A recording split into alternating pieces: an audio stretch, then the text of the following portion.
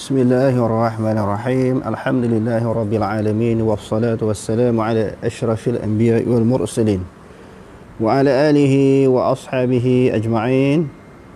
Allahumma rabbi shrah li sadri wa yassir li amri wahlul 'uqdatam min lisani yafqahu qawli wa la hawla wa la quwwata illa billahil 'aliyyil 'azim.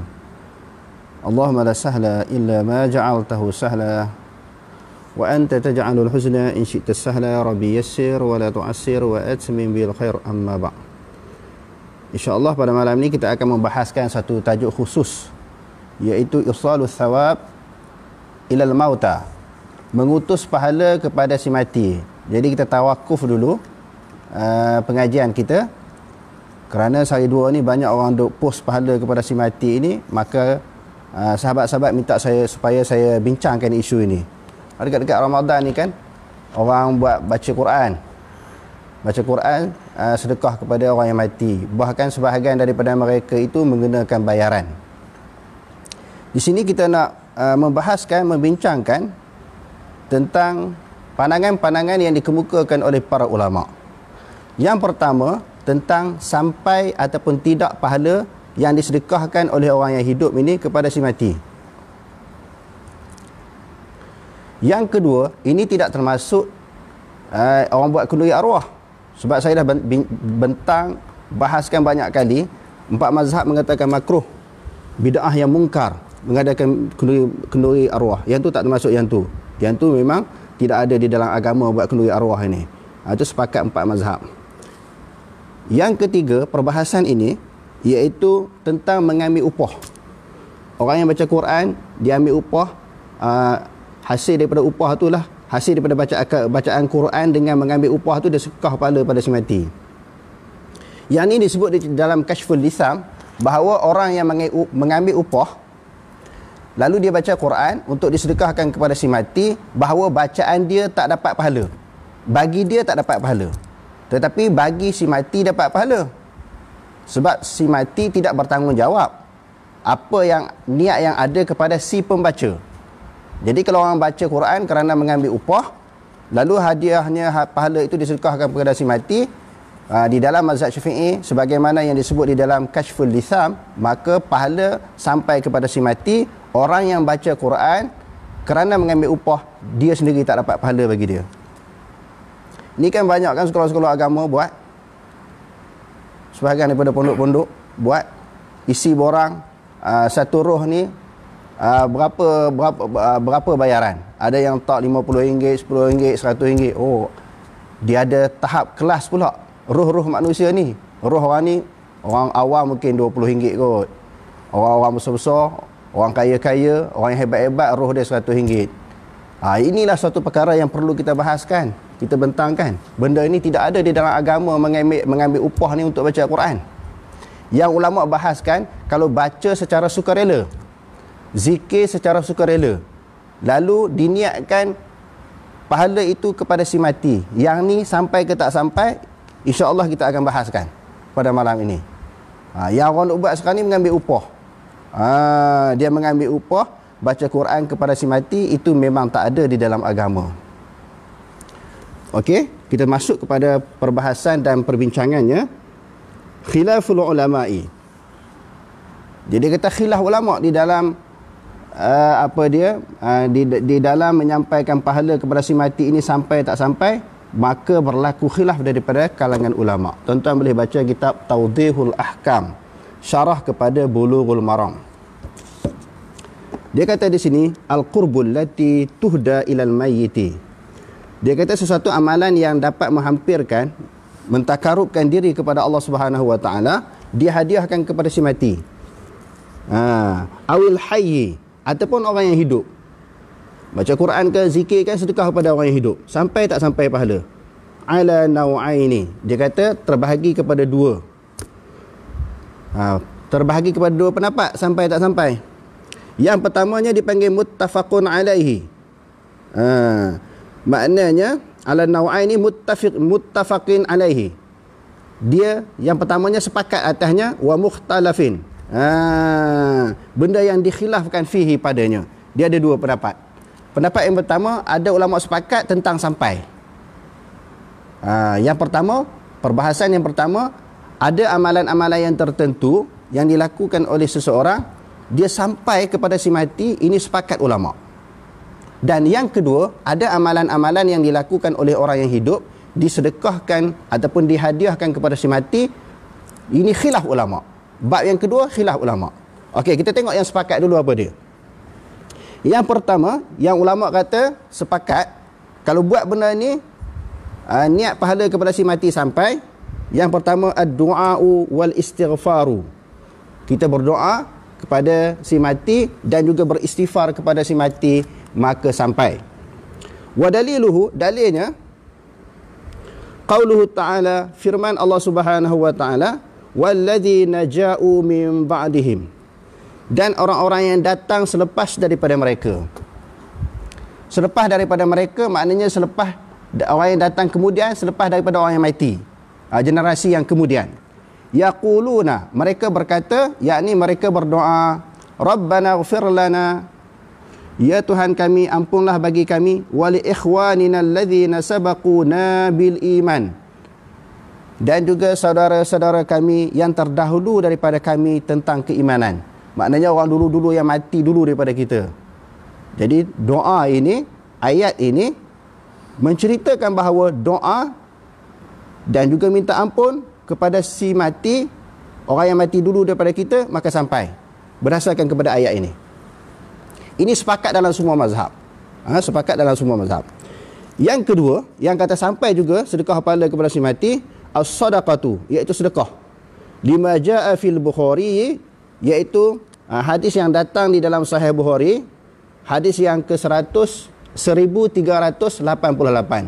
Hadis yang ke-1388.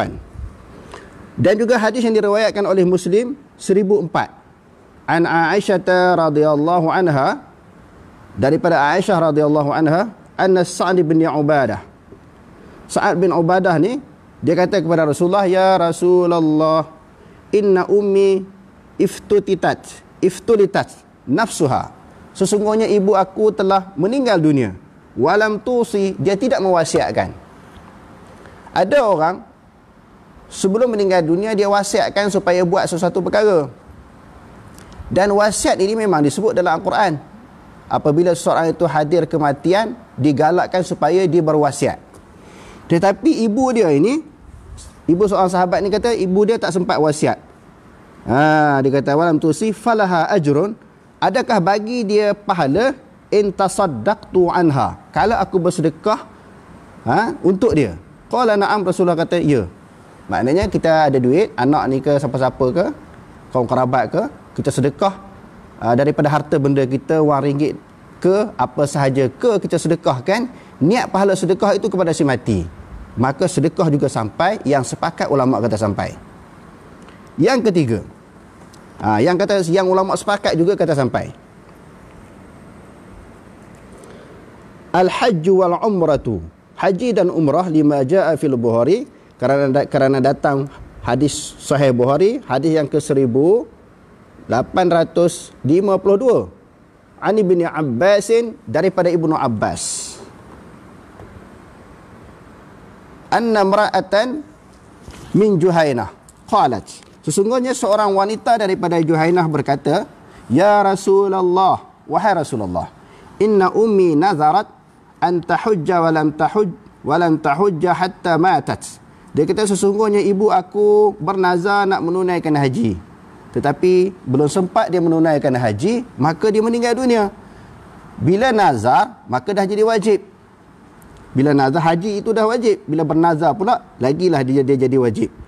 Maka dia tak sempat menunaikan haji sehingga dia meninggal dunia. Afa ahujju anha, apakah aku boleh menunaikan haji bagi pihak ibu aku? Qala na'am hajji anha. Lalu Rasulullah kata, kamu bolehlah laksanakan haji untuk ibu kamu yang telah meninggal dunia. Lalu Rasulullah tanya lagi, ara'aiti law kana ala ummika dainun akunti qadaitihi, akunti qadaitihi. Lalu Rasulullah sallallahu alaihi wasallam Rasulullah sallallahu alaihi wasallam tanya dia, bagaimana sekiranya ibu kamu ada menunaikan hutang, yakni hutang sesama manusia, adakah kamu nak perlu bayar ataupun tak bayar? Jadi dia kata kena bayar. Kalau ibu aku ada hutang, maknanya terhadap orang, maknanya kena bayar. Begitu juga Allah, Rasulullah kata apa? Falillahi ahaqqu bil wafa. Maka bagi Allah Ta'ala lebih berhak untuk ditunaikan. Maknanya tunai hutang dengan Allah. Jadi kalau tu hutang dengan manusia pun kena laksanakan, kena tunaikan, apatah lagi hutang dengan Allah Ta'ala. Jadi maknanya buat haji dan umrah juga bagi si mati, maka dibolehkan, maka sampai pahala kepada si mati. Yang keempat, yang sepakat juga para ulama menyebut as-siyamu lima fil Bukhari, iaitu puasa. Puasa untuk si mati. Hadis yang dalam riwayat Bukhari, hadis 1953, dan hadis Muslim, hadis yang 1147. An Aisyah radhiyallahu anha anna an-nabiy sallallahu alaihi wasallam qala man mata wa alaihi siyamun sama anhu waliyuhu.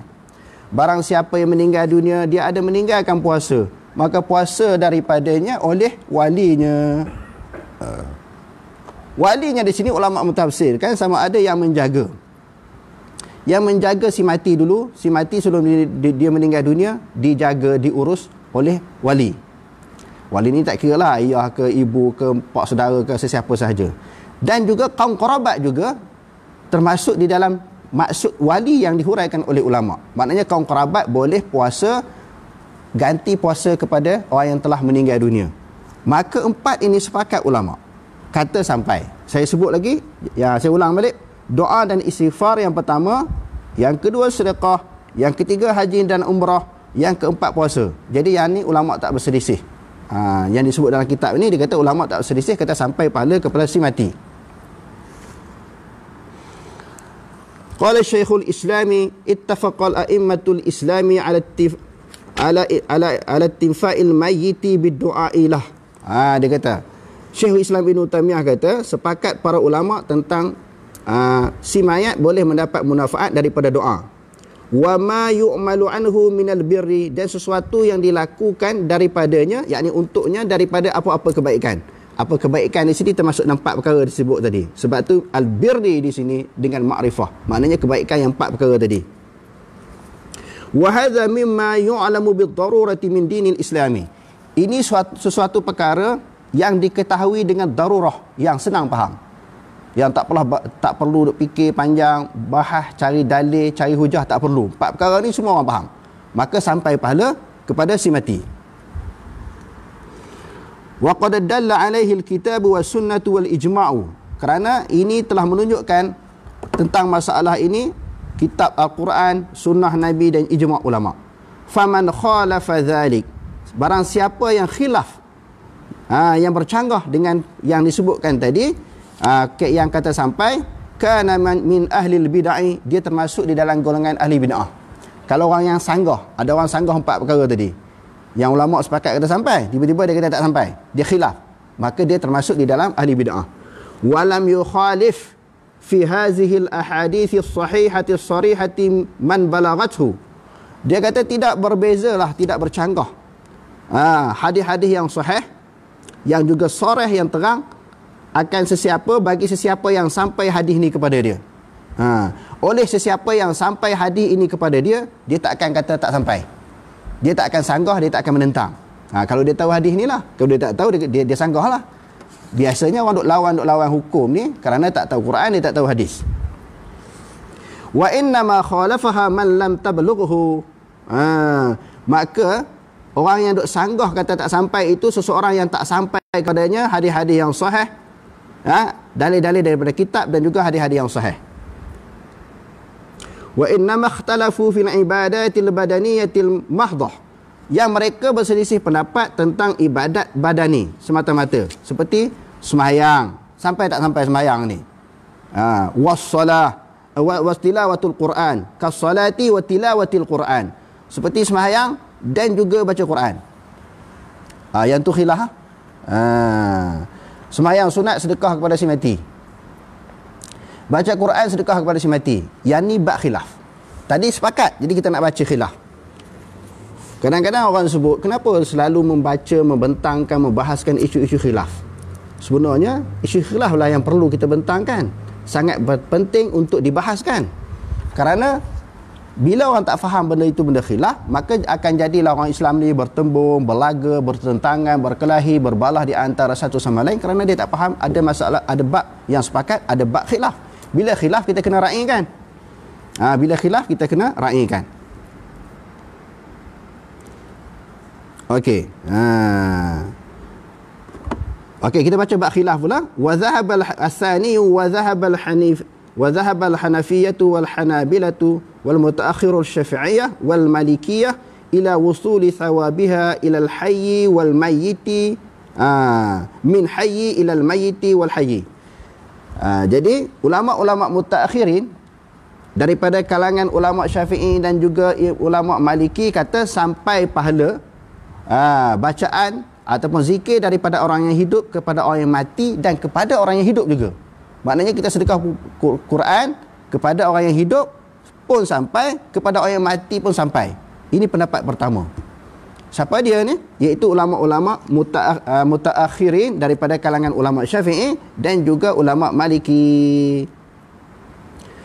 Okey, yang kedua, wa dhahaba mutaqaddimun al-Syafi'iyyati wa mutaqaddimun al-Malikiyati ila adami wusuli thawabil ibadatil badaniyati. Ada ulama-ulama yang terdahulu, yang lebih awal daripada kalangan ulama Syafi'i dan juga ulama Maliki, mereka kata tak sampai. Mereka kata tak sampai. Li ghairi fa'iliha. Bagi orang yang tak buat. Maka orang yang mati bukan dia buat amalan tu. Yang buat amalan tu orang yang hidup. Jadi hadirin sekalian, kalau ada pihak ataupun mana-mana individu, mana-mana orang yang kata tak sampai pahala bacaan Quran ataupun zikir kepada si mati, jangan sekali-kali dikaitkan dengan Wahabi. Jangan sekali-kali dikaitkan dengan Wahabi. Sebab ini bukan pendapat ulama-ulama Wahabi. Ini pendapat ulama mutaqaddimin daripada kalangan ulama Maliki dan juga ulama Syafi'i sendiri. Generasi awal daripada kalangan ulama ini kata tak sampai. Apakah dalil dan hujah mereka yang mengatakan tak sampai pahala kepada si mati? Istadallal mani'una wa hum mutaqaddimul Syafi'iyyati bi adillatin. Ulama-ulama yang terdahulu daripada kalangan ulama Syafi'i ini mengemukakan dengan adillah. Bukan dalil, adillah. Iaitu dengan beberapa dalil. Dengan beberapa dalil yang kata tak sampai. Minha, sebahagian daripada dalil-dalil tersebut, dalil yang kata tak sampai utus pahala kepada si mati. Okey, kita tengok. Dia kata apa? Qauluhu ta'ala, firman Allah Subhanahu wa ta'ala, wa alaysa lil insani illa ma sa'a. Tidaklah bagi manusia itu melainkan apa yang dia buat. Manusia ini berdasarkan kepada ayat ini, ulama yang kata tak sampai pahala diutuskan kepada si mati kerana apa? Tidaklah manusia itu melainkan apa yang dia usahakan. Bila dia dah mati, orang duk baca Quran untuk dia, orang duk berzikir untuk dia, maka tak sampai. Tak sampai pahala. Qala Ibnu Katsir fi tafsirihi. Telah berkata Ibnu Katsir di dalam tafsirnya, ay kama la yahmilu wizra ghairihi kadzalika la yahillu lahu minal ajri illa ma kasabahu li nafsihi. Ibnu Katsir kata, sebagaimana tidak menanggung kesalahan ataupun dosa orang lain, begitu juga tidak halal baginya daripada pahala. Tidak halal, tidak boleh, dia tidak akan mendapat pahala, yakni si mati, melainkan apa yang dia usaha sendiri. Maksudnya, kalau orang lain buat dosa, si mati dapat tak dosa? Tak dapat. Orang atas dunia buat dosa, macam-macam dosa dia buat. Adakah dosa itu juga turut ditanggung oleh si mati? Jawapannya tak. Si mati tak tanggung dosa orang lain. Jadi golongan pertama kata, daripada ayat itu, pahala pun tak sampai jugalah. Kalau dosa pun tak sampai, pahala pun tak sampai. Sebab ada di dalam ayat yang lain, wala taziru waziratun wizra ukhra. Seseorang tidak menanggung akan dosa orang lain. Jadi kalau pahala pun dia tak tanggung jugalah, sebab orang lain yang buat. Ini Ibnu Katsir di dalam mentafsirkan ayat yang dibacakan tadi. Wa min hadhil ayati, daripada ayat ini, ayat yang kita bacakan tadi, Istambata Syafi'i telah mengambil hukum, telah beristimbat, maknanya telah mengambil hukum oleh Imam Syafi'i sendiri. Rahimahullah, semoga Allah Subhanahu wa taala merahmati akannya. Wa man tabi'ahu, dan golongan yang mengikut akan pendapat Imam Syafi'i, annal qira'ata la yasilu ihda'u thawabiha ilal mauta. Sesungguhnya bacaan Al-Quran tidak sampai hadiah pahalanya kepada si mati. Imam Syafi'i kata tak sampai. Sebab tu saya sebutkan tadi, kalau ada pihak yang kata tak sampai, jangan kaitkan dia yang kata tak sampai itu Wahabi. Ini tengok Wahabi kata tak sampai, ulama lain kata sampai. Kita tengok Imam Syafi'i sendiri kata tak sampai. Kata tak sampai pahala. Selain daripada ulama-ulama Syafi'i yang terdahulu, maka Imam Syafi'i sendiri kata tak sampai. Apa hujah Imam Syafi'i? Li'annahu laysa min amalihim wala min kasbihim. Kerana bahawasanya perbuatan bacaan Quran itu bukan daripada amalan mereka dan bukan daripada usaha mereka. Okey. Itu ayat yang pertama, kata tak sampai pahala kepada si mati. Kamastadallu bima akhrajahul muslimun. Dan mereka juga turut berdalilkan dengan hadis yang diriwayatkan oleh Imam Muslim, hadis yang ke-1632 an Abi Hurairah, daripada Abi Hurairah. Qala, dia telah berkata, qala Rasulullah sallallahu alaihi wasallam, telah bersabda Rasulullah sallallahu alaihi wasallam, idza mata ibnu Adam. Dalam riwayat yang lain, idza mata insanun, bila mati anak Adam. Anak Adam ni maknanya manusia. In qata'a amaluh illa min thalathin, maka bila anak Adam ataupun manusia itu meninggal dunia, segala amalan dia terpotong, terhenti. Terpotong maknanya terhenti. Melainkan 3 perkara, waladin salihin yad'u lahu, iaitu anak yang soleh yang sentiasa mendoakan kepada kedua ibu bapa dia. Iaitu sampai anak yang soleh. Sebab tu kita didik anak perlu jadi soleh, dan anak yang soleh ini kesan dia akan sentiasa mendoakan untuk ibu bapa dia. Tapi kalau dia soleh pun dia tak doa, tak sampai juga. Jadi soleh dia doa. Au sadaqatin jariyatin, ataupun sedekah jariah, sedekah yang jari. Jara yang jari ini sedekah yang mengalir. Sesuatu benda yang dia sedekahkan, contohnya di atas dunia, dia buat wakaf ke, orang duk guna harta wakaf dia itu, maka mengalirlah pahalanya walaupun dia telah meninggal dunia. Aul ilmin, ataupun ilmu yuntafa'u bihi min ba'dihi, ilmu yang dimunafaatkan selepas kematian dia. Dia ajar sesuatu ilmu yang munafaat setelah dia meninggal dunia, orang duk beramal ilmu yang munafaat. Ilmu dia tu orang duk beramal lagi, maka dia akan sampai. Jadi 3 perkara ini. Berdasarkan kepada ayat hadis yang kita baca ini, Imam Syafi'i kata sedekah pahala kepada si mati tak sampai. Sebab hadis ni kata 3 perkara je. Wa hadhihi thalathatu fil haqiqati hiya min sa'yihi wa jaddihi wa amalihi. 3 perkara ini adalah merupakan daripada usaha dia. Apa dia? 3 perkara tadi adalah daripada usaha dia. Anak yang soleh memang daripada usaha dia, memperoleh daripada hasil didikan dia, anak yang soleh. Sedekah jariah, maka memang hasil daripada perbuatan si mati.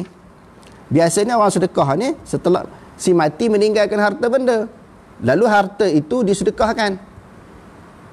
Harta dia dah meninggal dunia, dia ada meninggalkan harta. Memang harta itu hasil usaha dia lah. Orang tanya pula, kalau harta orang lain sedekah untuk si mati, wakaf untuk si mati, sampai juga. Ada riwayat yang lain, ada dalil yang lain. Dan juga ilmu yang munafaat. Maka ilmu tu daripada usaha si mati lah. Sebelum dia mati, dia duk ajar orang, didik orang, asuh orang, berpegang kepada agama Quran dan sunnah ini, maka dia dapatlah pahala. Sebab apa? Hasil daripada usaha dia. Sebab tu dia kata di sini, wa hadhihi thalathati fil haqiqati hiya min sa'yihi wa jaddihi wa amalihi. Ini adalah daripada usahanya dan kesungguhannya dan juga perbuatannya. Kama jaa fil hadis, sebagaimana telah datang di dalam hadis Nabi sallallahu alaihi wasallam, inna atyaba ma akala ar-rajulu min kasbihi. Sesungguhnya sesuatu benda yang paling baik yang dimakan oleh seseorang adalah daripada usahanya. Maka 3 perkara tadi adalah usaha daripada si mati. Okey. Dan sedekah jariah pula dia kata, wa sadaqatu jariyatu, dan sedekah jariah. Sedekah jariah juga hasil daripada harta si mati. Begitu juga kama annal waqfa wa nahwahu min athari amalih. Begitu juga wakaf dan seumpamanya hasil daripada amalannya. Sebab apa dia kata hasil daripada amalan ni wakaf ini? Maka tadi saya dah sebut sebahagian daripada harta yang orang wakafkan itu harta si mati, anak-anak dia wakafkan. Qala ta'ala, inna nahnu nuhyil mauta, sesungguhnya kami akan menghidupkan orang yang mati. Wa naktubu ma qaddamu wa atharahum, dan kami tulis ma qaddamu, kami akan catat, kami akan tulis ma qaddamu, apa yang mereka usahakan, amalan-amalan yang baik yang mereka usahakan kami tulis dan kami bagi dia pahala. Wa atharahum, dan kesan-kesan mereka, maknanya setelah mereka meninggal dunia, apa kesan, apa benda yang ditinggalkan oleh mereka, lalu harta itu disedekahkan. Yang ilmu pula, wal ilmu alladhi nasharahu fin nas, ilmu yang disebarkan kepada manusia. Idza hatadda bihin nas min ba'dihi huwa aidan min sa'yihi, apabila ilmu itu dapat memberi petunjuk kepada manusia, itu juga adalah merupakan usaha dia, wa amalihi, dan juga perbuatannya. Ilmu juga adalah daripada usaha si mati. Wa jaa fi sahihin muslimin, sebagaimana telah datang hadis yang diriwayatkan di dalam sahih Muslim, hadis yang ke 2674, anna Nabi sallallahu alaihi wasallam, bahwasanya Nabi sallallahu alaihi wasallam bersabda, qala man da'a ila huda, sesiapa yang telah menunjuk kepada, siapa-siapa yang menyeru kepada kebaikan, kana lahu minal ajri, sesungguhnya baginya adalah ganjaran, mislu ujuri man tabi'ahu, seumpama ganjaran pahala orang yang mengikut. Sesiapa yang telah menunjukkan suatu jalan yang baik kepada orang, dia akan dapat pahala sebagaimana orang yang ikut, sebagaimana orang yang amalkan. Dia ajar orang sesuatu kebaikan, kebaikan itu dia amalkan, maka dia dapat pahala dengan orang buat apa yang dia ajar. Ajar benda yang baiklah. Kalau ajar benda yang jahat, dia dapat dosa lah. Min ghairi an yanqusa min ujurihim syai'a, dengan ketiadaan dikurangkan sedikit pun daripada pahala. Okey. Qala wa qala Syekhul Islami,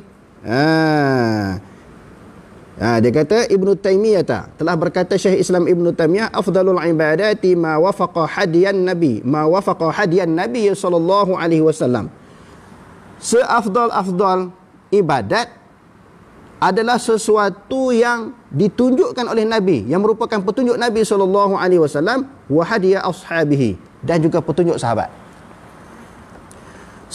Sebaik-baik amalan ini, sebab amalan untuk kita mentakarubkan, mendekatkan diri kepada Allah. Ibnu Taimiyah kata sebaik-baik ibadat adalah suatu ibadat yang telah ditunjukkan oleh Nabi dan ditunjukkan oleh para sahabat.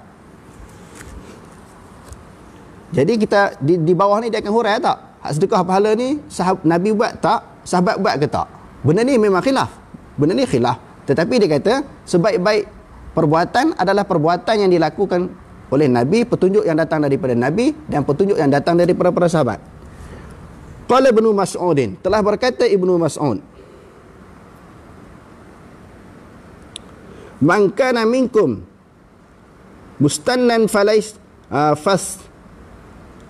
dia kata ni, fastannu biman mata, barang siapa yang nak mengikut perbuatan ataupun nak mensunnah mengikut sesuatu perbuatan yang dibuat oleh orang lain, falyastannu biman mata, hendaklah dia mengambil contoh sunnah orang yang telah meninggal dunia. Dia kata sini, man kana minkum mustannan falyastannu biman mata. Tu baca yang betulnya. Dia kata barang siapa yang daripada kalangan kamu nak ambil contoh, hendaklah mengambil contoh orang yang telah mati. Siapa dia yang dimaksudkan orang yang mati di sini? Siapa dia orang yang mati di sini? Bukan semua orang yang mati kita boleh ambil contoh. Dia kata ulaika ashabu Rasulillah sallallahu alaihi wasallam. Yang demikian itu adalah mereka itu adalah para sahabat Nabi sallallahu alaihi wasallam. Jadi bila kita sebut ambil contoh orang mati ni, orang kata semua orang mati boleh ambil contoh. Tak. Yang dimaksudkan ambil contoh kepada orang mati ni adalah para sahabat. Para sahabat ni dia faham Al-Quran, dia faham hadis Nabi SAW. Okey. Lalu dalam kitab kita dia bahas lagi, dia kata wallazi kana ma'rufan 'inda al-qurudil mufaddalah qurunil mufaddalah annahum kanu ya'buduna Allah Ta'ala bi anwa'il ibadatil masyru'ah fardiha wa nafliha. Dia kata yang diketahui secara ma'ruf daripada kurun yang mempunyai kelebihan ini. Siapa dia kurun yang mempunyai golongan mana? Kurun yang memperolehi kelebihan? Kurun sahabat dan juga tabi'in. Khairul quruni qarni summa alladhina yalunahum summa alladhina yalunahum. Sebaik-baik kurun zaman aku, Rasulullah kata, zaman sahabat dan juga zaman tabi'in. Itu dia panggil kurun yang mempunyai kelebihan di sisi Allah Subhanahu wa taala. Bagaimana tiga kurun ini, tiga generasi ini melakukan ibadat? Sama ada dia kata melakukan ibadat yang wajib ataupun ibadat yang sunat. Yad'una lil mu'minina wal mu'minat. Mereka sentiasa berdoa kepada orang yang mati daripada kalangan mereka itu, sama ada lelaki dan perempuan, kama amarallahu bidzalik, sebagaimana yang diperintahkan, sebagaimana telah memerintahkan oleh Allah Taala dengan yang demikian itu, li ahyaihim wa amwatihim. Bagi orang-orang yang hidup dari kalangan mereka dan juga bagi orang yang mati daripada kalangan mereka. Maka generasi yang mempunyai keutamaan ini, mereka tak utus pahala kepada si mati. Ibnu Mas'ud kata, kau nak ambil contoh mereka lah. Yang tu yang paling baik. Iaitu yang paling baik. Walam yakun min adatihim, dan tidak menjadi adat mereka, idza sallu tatawuan aw samu tatawuan, apabila mereka sembahyang sunat ataupun mereka berpuasa dengan puasa sunat, au hajju ataupun mereka menunaikan haji, au qara'u qur'ana ataupun mereka membaca Al-Quran, yuhdu dzalika limautahum almuslimina. Dia kata generasi ini, tiga generasi awal ini, bila mereka melakukan sembahyang sunat, puasa sunat, haji ataupun membaca Al-Quran, mereka tidak sedekahkan pahala itu kepada si mati. Mereka tak sedekahkan pahala. Generasi awal begitu pendirian, begitu amalan mereka. Bal kana adatuhum ad-du'a lahum. Bahkan bagi adat mereka adalah berdoa je. Bila berlaku kematian daripada kalangan mereka, mereka berdoa. Fala yanbaghi lin-nasi an yad'u tariqas salafi. Tidak harus bagi manusia untuk meninggalkan jalan salaf. Fa innahu afdalu wa akmalu. Kerana bahawasanya jalan salaf itu adalah afdal dan lebih sempurna. Ini hujah-hujah, alasan-alasan ulama yang kata utus pahala, sedekah pahala, pos pahala kepada si mati tak sampai. Itu alasan mereka. Kita tengok pula alasan yang kedua. Golongan yang kata sampai. Jadi kita tengok, sebelum kita baca alasan yang ulama kata sampai tadi, hak kata tak sampai itu hujah dia sangat kuat. Saya tidaklah nak mempengaruhi tuan-tuan nak pegang yang mana satu, tapi sungguh dalil kuatnya bahawa tak sampai. Tapi kalau orang buat juga, saya tak larang lah, sebab ada dalil yang kata sampai. Ada dalil yang kata sampai. Cuma kita nak cerita dalil yang kuat.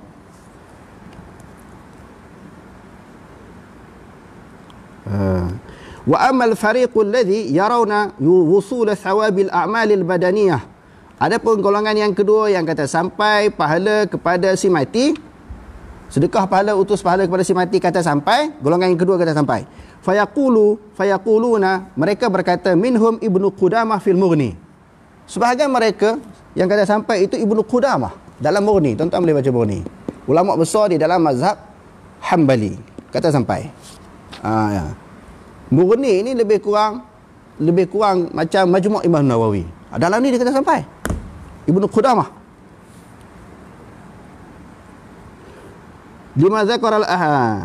Lamma zakara al-hadits ad-dalata ala wusuli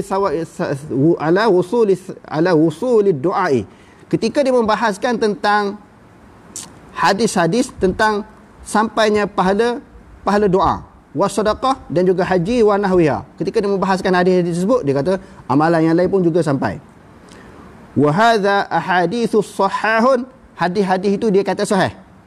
Dalalatun ala ittifa'il mayyiti bisairil qurbi, menunjukkan bahawa orang mati memperolehi munafaat dengan semua kebaikan, bukan terletak kepada 4 sahaja. Golongan yang kedua kata bukan terletak kepada 4 perkara yang kita sebutkan tadi. Tuan-tuan kena ingat balik 4 perkara tu apa dia? Doa dan istighfar, sedekah, haji dan umrah, dan juga puasa. Bukan terikat tertentu dengan 4 ini sahaja. Ibnu Qudamah kata segala benda-benda yang baik disedekahkan pada si mati, dia kata sampai.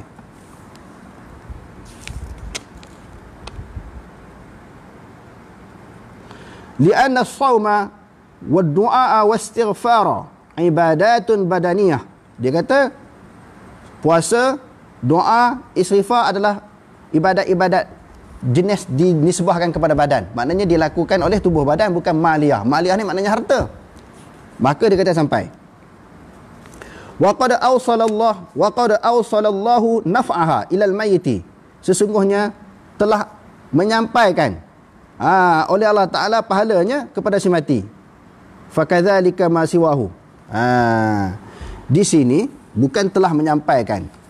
Di sini dengan maksud mudah-mudahan awsalallahu naf'aha, mudah-mudahan Allah Subhanahu wa Ta'ala akan menyampaikan pahala munafaatnya kepada si mati. Sebab apa mudah-mudahan? Boleh jadi sampai, boleh jadi tak sampai. Hakikat sebenarnya Allah Ta'ala je yang tahu.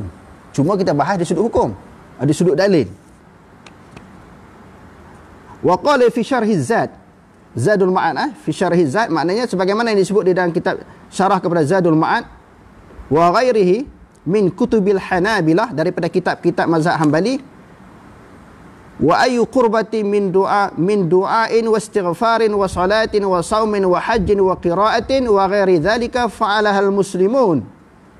Dia kata sesuatu amalan yang baik daripada doa, istighfar, sembahyang, puasa, haji dan bacaan, baca Quran ke, baca zikir ke, yang dilakukan oleh orang muslim, wa ja'ala thawabaha, dan dia niat pahalanya limayyitin muslimin, bagi orang mayat orang Islam, au hayyin nafa'ahu dzalika, maka dapat munafaat daripada yang demikian itu.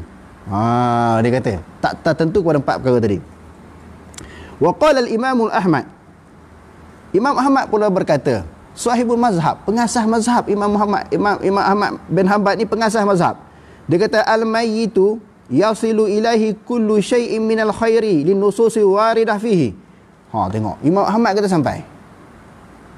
Jadi saya nak sebut di sini, saya nak ulangkan, kalau yang kata tak sampai, tak apa, jangan duk serang kata orang yang kata tak sampai, dia pegang dengan dalil-dalil yang dikemukakan tadi, jangan duk serang kepada orang yang kata sampai. Golongan yang kata tak sampai, jangan duk serang kepada golongan yang kata sampai. Sebab dia pegangan ulama besar. Ibnu Qudamah, Imam Ahmad bin Hanbal. Dia juga qala Ibnu Qayyim, man sama aw shalla aw tasaddaqa wa ja'ala thawabiha lil ghairihi minal amwat wal ahya jaza thawabuha ilaihim 'inda ahli sunnati wal jamaati. Ibnu Qayyim pula kata sampai. Wa yahsulu lahu thawabu bi niyatihi lahu. Hasil pahalanya dengan niat kepada si mati. Kita tengok Jadi kesimpulan yang saya nak sebut di sini, dengan apa yang kita bahaskan tadi, ada bab amalan sepakat ulama kata sampai, ada bab khilaf ulama kata sampai tak sampai. Jadi terpulanglah kepada hadirin sekalian, muslimin dan muslimat yang dirahmati oleh Allah Subhanahu Wa Taala, nak pegang kepada pendapat yang mana satu. Cuma pendapat yang kuatnya memang tak sampai. Sebab apa saya kata kuat? Sebab yang paling kuat, walaupun kedua-dua ni ada hujah masing-masing. Sebab zaman Nabi tak buat macam tu, sahabat generasi kurung yang terbaik ni tak buat. Jadi mereka itu, ayat-ayat yang selalu kita baca adalah merupakan ikutan kepada kita semua. Kuntum khaira ummatin, kamu adalah merupakan sebaik-baik umat. Jadi terpulang. Tapi yang kuat kata tak sampai. Ini juga termasuk di dalam furuq, di dalam masalah agama. Jangan berbalah berkelahi di antara satu sama lain. Kalau kita pegang kepada mana-mana suatu pandangan, Sebab pandangan pertama pun ada ramai ulama, pendapat yang kedua pun ada ramai ulama juga. Jadi terpulang. Cuma saya nak ulang juga sekali lagi, yang ambil pahala, yang meletakkan upah tu tak boleh. Orang yang baca Quran itu meletakkan harga sekian-sekian, jumlah sekian-sekian, bagi dia tak dapat pahala, bagi dia sedekah pahala pada si mati, sebagaimana ini disebut di dalam kitab Kashful Hisab, si mati dapat pahala, dia sendiri tak dapat pahala. Jangan kita tengok tersorok buat. Ini termasuk benda-benda yang tak ada dalam agama ni. Niat. Kadang-kadang dia menakutkan orang. Orang nak baca ni, sebahagian ni ustaz-ustaz lah. Ustaz kadang-kadang tok guru. Tuan-tuan, tak ingat ke mak ayah kita telah meninggal dunia, duk bela kita daripada kecil sampai besar, sampai masuk universiti, sampai besar panjang. Dia duk didik kita, dia dah mati. Apa sumbangan kita? Dibagi ayat. Ayat. Bila ayat ni memang orang tergoda lah. Takkanlah tak ada sedikit sumbangan kepada mak bapak kita yang meninggal dunia ni. Bulan Ramadan ni. Lepas tu kita kata, orang-orang awam tanya nak buat macam mana? Tak apa. Kami turun baca Quran. Sekolah saya, pondok saya baca Quran. Jadi berapa ni harganya? Satu roh ni RM100 je. Takkan tak boleh bayar RM100. Mak ayah bagi RM10,000 menjaga kita dulu. Kadang-kadang dia buat, dia cong pula. Cong ni dia tipu pula. Dia kata kami baca Quran di Mekah. Oh, baca Quran di Mekah lagi besar pahala.